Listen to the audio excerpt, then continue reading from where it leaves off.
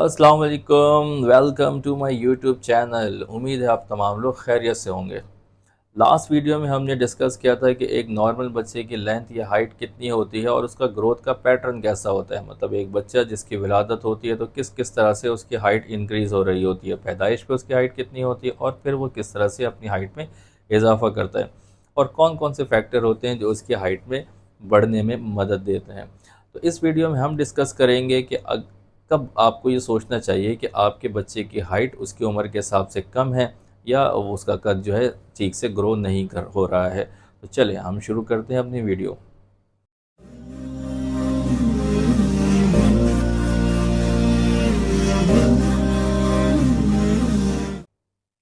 जी नाज़रीन, अगर आपने मेरी पिछली वीडियोस देखी होंगी जिसमें हमने डिस्कस किया था कि एक बच्चे का वज़न उसकी उम्र के हिसाब से ठीक बढ़ रहा है कि नहीं, तो उसमें देखा होगा कि हमने आपके साथ कुछ चार्ट डिस्कस किए थे, कुछ ग्रोथ चार्ट से, वेट के हवाले से, वर्ल्ड हेल्थ ऑर्गेनाइजेशन के और सेंटर ऑफ डिजीज़ कंट्रोल के हवाले से। तो इसी तरह के कुछ चार्ट्स जो हैं वो लेंथ या हाइट के हवाले से भी होते हैं, ठीक है। अच्छा, मैं आपने देखा होगा अक्सर वीडियो में लेंथ या हाइट का तज़किरा करता हूँ तो दर हकीकत ये दोनों चीज़ें सेम होती हैं। लेंथ असल में उस लंबाई को कहते हैं जो आप बच्चे की लिटा के मेजर करते हैं और हाइट वो होता है जो आप बच्चे को खड़ा करके मेजर कर रहे होते हैं, उसको आप हाइट कहते हैं। तो दर हकीकत दोनों चीज़ें ठीक सेम ही है, दोनों चीज़ें जो है वो उसके कद को ही ज़ाहिर कर रही होती है। तो इस बात में आप कंफ्यूज ना हुआ करें, ठीक है। तो पहले कुछ बातें ज़रा समझिएगा आप, उसके बाद हम इस वीडियो पे आगे की तरफ चलेंगे। तो ग्रोथ चार्ट्स, जिसकी पिक्चर्स भी आपके सामने शो हो रहे होंगे, ये WHO के या सेंटर ऑफ डिजीज़ कंट्रोल के ग्रोथ चार्ट्स हैं, जिसके अंदर जो है हाइट के हिसाब से ये आपको ग्राफ नज़र आ रहे होंगे कि एक बच्चे की नॉर्मल हाइट उसके हिसाब से किस तरह से रेज़ कर रही होती है, ठीक है। दूसरी चीज़ होती है ग्रोथ वेलोसिटी। ग्रोथ वेलोसिटी क्या होती है?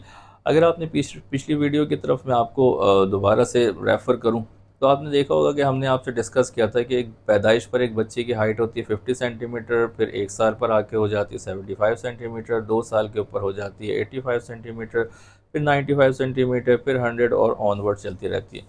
तो जब आप इन दो हाइट्स को आप जब नाप रहे होते हैं ना, तो इनके बीच का जो फ़र्क होता है, मिसाल के तौर पे एक बच्चे की हाइट 3 साल के ऊपर 95 सेंटीमीटर थी और 4 साल के ऊपर हो गई है 100 सेंटीमीटर। तो अब इसकी हाइट जो आपने मेजर की है, इनके दरमियान जो फ़र्क है ये कहलाता है ग्रोथ वेलोसिटी, ठीक है। मतलब दो अलग अलग टाइम के ऊपर जो आपने हाइट ली है और इनका जो डिफरेंस है वो ग्रोथ वेलोसिटी कहलाता है, ठीक है। तो उम्मीद है आपको ये बात समझ में आ गई होगी। तो अगर फ़र्ज़ करें एक बच्चे की हाइट जो है ना वो 4 साल के ऊपर जो है वो 100 सेंटीमीटर है और 5 साल के ऊपर जो है उसकी हाइट 106 सेंटीमीटर है, तो उसकी फिर ग्रोथ वेलोसिटी हो जाती है 6 सेंटीमीटर। तो एक normal growth velocity 5 to 6 centimetre per year के हिसाब से होती है। तो ये बात उम्मीद है आपको समझ में आ गई होगी। अब चलें, एक छोटा कद किसको कहते हैं? कि एक बच्चा है उसको आप कब कहेंगे कि ये शॉर्ट स्टेचर का बच्चा है या उसका कद जो है ना उसकी उम्र के हिसाब से छोटा है, ठीक है। कि जब आप उसकी हाइट को उसके ग्रोथ चार्ट के ऊपर प्लॉट करें और उसके ग्रोथ चार्ट के ऊपर जो है ना वो 2SD या 3 स्टैंडर्ड डेविएशन उसकी हाइट कम प्लॉट हो। ये जो आपको ग्राफ नज़र आ रहे हैं, जब आप इस पर प्लॉट करोगे अपने बच्चे की हाइट को तो आपको थोड़ा सा अंदाज़ा हो जाएगा। अगर आपको नहीं हो रहा तो आप किसी करीबी डॉक्टर से ये पूछ सकते हैं, ठीक है।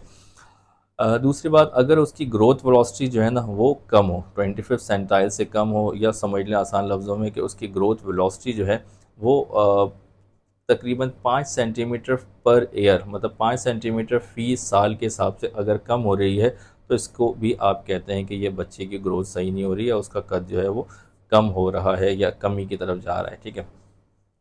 अब आसान लफ्ज़ों में समझाऊँ आपको दोबारा से कि मिसाल के तौर पे एक बच्चा है 4 साल का, उसकी हाइट जो है 100 सेंटीमीटर थी, लेकिन जब वो 5 साल का पहुंचा तो उसकी हाइट जो है ना 102 सेंटीमीटर है। जबकि आपको पता है कि उसकी हाइट जो है ना वो 5 से 6 सेंटीमीटर के हिसाब से बढ़ के तकरीबन हो जानी चाहिए थी 106 सेंटीमीटर। तो यहाँ पर चूँकि उसकी हाइट जो है ना वो सही से ग्रो नहीं हो रही है, तो इस बच्चे को भी आप कहेंगे कि उसका कद जो है वो ठीक से ग्रो नहीं कर रहा है। अच्छा, वालिदैन को कब लगता है कि उनके जो है ना बच्चे, उनकी ग्रोथ सही नहीं हो रही है, उनका कद जो है ना ठीक से बढ़ नहीं रहा है? तो 2-3 चीज़ें हैं जो उनको थोड़ा सा जो है ना वो सस्पिशियस लगती हैं या थोड़ा सा उनके दिमाग को खटकता है। एक तो ये कि जब वो अपने बच्चों को स्कूल भेजते हैं और देखते हैं यार क्लास में सबसे छोटा बच्चा मेरा ही है, मतलब सारे बच्चे लंबे हो गए और जो मेरा बच्चा है उसका कद जो है ना वो कम है। तो एक तो ये सस्पिशन होती है कि आप जो क्लास है उसमें सबसे छोटा बच्चा जो है वो हो सकता है कि उसकी जो है ग्रोथ प्रॉपर नहीं हो रही हो। दूसरी फैक्टर आपको लगता है कि इसके जो छोटे भाई बहन है ना, उनका कद बड़ा हो गया, ये बच्चा छोटा रह गया, ठीक है। मतलब जो छोटे भाई बहन थे, इनके बाद की जिनकी विलादत हुई थी, वो लंबे हो गए, ये बच्चा जो है अभी तक अपने छोटे कद के ऊपर ही है। तो ये हमें दूसरी दिमाग में घंटी बजती है कि बच्चे का कद जो है वो छोटा है। तीसरी चीज़ होती है कि अगर उसके कपड़े जो नॉर्मली वो कपड़े पहन रहे, अगर 1-2 साल में कपड़ों का साइज़ सेम ही रह रहा है ना, मतलब पिछले साल भी उसने वो कपड़े उसको फिट आ रहे थे, अभी इस साल भी, अगले साल भी उसको कपड़े फिट आ रहे हैं, या जो वो जूते पहन रहा है उसके भी ना साइज़ उसको फिट आ रहे हैं, तो भी आपके दिमाग में घंटी बजनी चाहिए कि बच्चे का कद सही से नहीं बढ़ रहा है। चलें, क्या क्या फैक्टर होते हैं, क्या क्या अवामिल होते हैं जो ग्रोथ के लिए इम्पॉर्टेंट होते हैं। पिछली वीडियो में भी हमने डिस्कस किया था, इसमें ज़रा हम कुछ और डिटेल में डिस्कस करते हैं। सबसे इम्पॉर्टेंट फैक्टर होता है माँ के पेट के अंदर का ग्रोथ फैक्टर, ठीक है, जिसको कहते हैं इंट्रायूट्राइन ग्रोथ। तो अगर एक बच्चे की विलादत ही माँ के पेट के अंदर छोटे साइज़ की हुई है, मतलब वो पैदा ही जो है वो छोटा हुआ, तो डेफिनेटली फिर उसकी हाइट की जो ग्रोथ है वो भी प्रॉपर नहीं होगी, वो भी थोड़ी पीछे पीछे रहेगी, स्लो स्लो रहेगी। दूसरी इंपॉर्टेंट चीज़ होती है हार्मोन। आप इस ज़रा चार्ट को देखें, देखिए पैदाइश से लेके 1 साल तक एक बच्चे के जिस्म के अंदर जो हाइट बढ़ती है ना, वो अमूमन थायराइड हार्मोन की वजह से बढ़ती है, TSH लेवल की वजह से, ठीक है। तो अगर एक बच्चे में थायराइड की कमी होगी तो जाहिर है उसकी हाइट के ऊपर भी बहुत ज़्यादा इफेक्ट पड़ेगा। तकरीबन 2 साल से लेके 8-10 साल तक की उम्र तक उसकी हाइट बढ़ाने की जिम्मेदारी होती है ग्रोथ हार्मोन की, ठीक है, जो कि दिमाग से सिक्रीट होता है और फिर ग्रोथ में इजाफा करता है या उसकी लंबाई में इजाफा कर रहा होता है। और जब बच्चा बलूगत में पहुंचता है तो फिर ये जो हाइट इंक्रीज़ करने की सारी जिम्मेदारी है वो फिर आ जाती है सेक्स हार्मोन की तरफ। थोड़ा थोड़ा सा रोल ग्रोथ हार्मोन और थायराइड का भी होता है, लेकिन जो बुनियादी जो हार्मोन्स होते हैं वो सारे के सारी जिम्मेदारी आ जाती है सेक्स हार्मोन में। लड़कियों के अंदर आता है FSH LH, ठीक है, और बॉयज़ के अंदर जो है वो टेस्टोस्टेरोन है, ठीक है। अब क्या क्या फैक्टर्स होते हैं जिसकी वजह से एक बच्चे की हाइट जो है ना वो छोटी रह जाती है, कम रह जाती है, ठीक। उसमें एक तो इम्पॉर्टेंट बात ये होती है हार्मोन्स की कमी। जैसे अभी हमने डिस्कस किया कि अगर एक बच्चे के अंदर थायराइड की कमी है या ग्रोथ हार्मोन की कमी है या उसके अंदर जो है ना लेटर ऑन सेक्स हार्मोन्स की कमी आ रही है, तो उसकी वजह से भी उसकी हाइट कम रह सकती है। दूसरी चीज़ होती है खुराक। मिसाल के तौर पे एक बच्चा मेल नरिश है, उसकी खुराक ही प्रॉपर नहीं है, या खुराक वो लेता है लेकिन उसके अंदर डाइजेशन का प्रॉब्लम है, कोई ऐसी बीमारी है कि उसको खाना हज़म ही नहीं होता है, या उसको मुस्तकिल मोशन लगे रहते हैं, या वो बच्चा बार बार बीमार हो रहा होता है, तो जाहिर है फिर उसकी ग्रोथ प्रॉपर नहीं हो पाती है।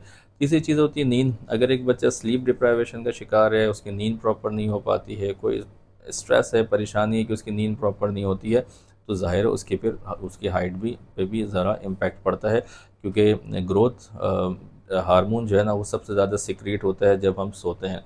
नींद की हालत के अंदर ग्रोथ हार्मोन की सिक्रीशन सबसे ज़्यादा होती है, तो जिन बच्चों की नींद के अंदर प्रॉब्लम होती है उनकी फिर ग्रोथ में भी प्रॉब्लम आती है। चौथी चीज़ हमने बताई थी वर्जिश। अगर एक बच्चा है मोबाइल लेके बैठा रहता है हर वक्त, खेलता कूदता बिल्कुल नहीं है, तो उसके अंदर भी ज़ाहिर है ग्रोथ के जो हाइट के बढ़ने के चांसेस है वो कम हो जाते हैं। हमने लास्ट वीडियो में भी आपको बताया था कि वो तमाम चीज़ें जो जिस्मानी सरगर्मियाँ होती हैं, बच्चा क्रिकेट खेले, हॉकी खेले, फुटबॉल खेले, स्विमिंग करे, रनिंग करे, तो ये तमाम चीज़ें उसकी हाइट में इजाफे का सबब बनती हैं, ठीक है। और पांचवी चीज़ें होती है ज़हनी दबाव या स्ट्रेस। तो ये स्ट्रेस जो है ना ये बहुत बुरा फैक्टर है। अगर एक बच्चे के अंदर कोई स्ट्रेस है, घरेलू परेशानी है, माँ बाप अलग हैं, सेपरेटेड हैं, या घर के अंदर उसका माहौल कोई जिस तरह से है कि जिसके अंदर उसको शदीद ज़हनी दबाव के अंदर है, तो उस बच्चे की हाइट पे भी प्रॉब्लम आ सकती है। जी, तो अगर आपको भी लगता है कि आपके बच्चे का कद उसकी उम्र के हिसाब से ठीक नहीं है, पीछे चल रहा है, कद उसका छोटा है या उसके छोटे भाई बहन उससे बड़े होते जा रहे हैं, तो आप वक्त ज़ाया ना करें और फ़ौरन किसी अच्छे बच्चों के डॉक्टर को दिखाएं, या जो पीडियाट्रिक एंडोक्राइनोलॉजिस्ट होते हैं उनको दिखाएं। टाइमिंग बहुत इंपॉर्टेंट होती है। अगर आप फौरी तौर पे उन अवामिल को पता चला लेते हैं जिसकी वजह से बच्चे का कद नहीं बढ़ रहा है, हार्मोन्स की कमी है या कोई और फैक्टर है, और फौरी तौर पे अगर आप उन अवामिल को दुरुस्त कर लेते हैं, तो बच्चा एक नॉर्मल हाइट के ऊपर अचीव कर लेता है या एक नॉर्मल हाइट तक पहुंच जाता है। देखें हमारे माशरे के अंदर जो है ना एक छोटा कद एक अजीब समझ लें उसको गाली एक किस्म की समझा जाता है, कि उसके साथ बहुत ज़्यादा बुलिंग होती है, आवाज़ें कसी जाती हैं, उसके साथ स्कूल में भी मसले होते हैं, उस बेचारे की सारी लाइफ जो है ना बर्बाद हो जाती है। अगर में उसके रिश्तों में मसले आते हैं और वो बहुत ज़्यादा जो है वो परेशानियों का शिकार हो जाता है। तो छोटा कद होना जो है ना इसको आप ज़रा सीरियस लें, इसको आप मामूली ना समझें।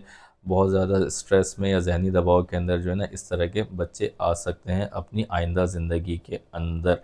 तो जैसे ही आपको सस्पेशन हो कि आपके बच्चे का कद नहीं बढ़ रहा है, एक उसका कद उसकी उम्र के हिसाब से छोटा है, तो फ़ौरन अपने किसी अच्छे करीबी चाइल्ड स्पेशलिस्ट को या पीडियाट्रिक एंडोक्राइनोलॉजिस्ट को ज़रूर से दिखाएं। तो उम्मीद है आपको ये वीडियो पसंद आई होगी। अगर आपको ये वीडियो पसंद आई तो आगे शेयर करें, हमारे चैनल को सब्सक्राइब करें, हमारी वीडियोज़ को लाइक करें और कमेंट बॉक्स में अपने राय से आगाह करें। बहुत शुक्रिया। अस्सलाम वालेकुम व रहमतुल्लाह।